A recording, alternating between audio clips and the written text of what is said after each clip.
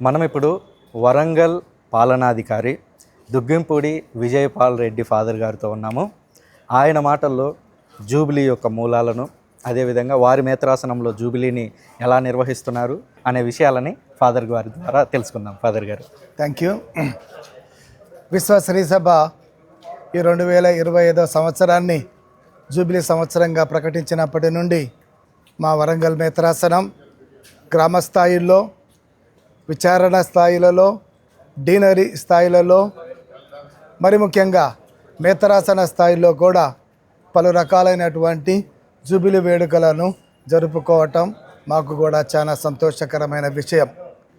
December 13వ తారీఖున మా మేత్రాసన స్థాయిలో గొప్ప వేడుకలను బ్రహ్మాండంగా నిర్వహించటానికి సిద్ధపడుతున్నాం. విశ్వశ్రీ సభతో మా వరంగల్ మేత్రాసనము కూడా అనేక విధాలుగా చైతన్యం కావాలని చెప్పి ఆశిస్తున్నాం.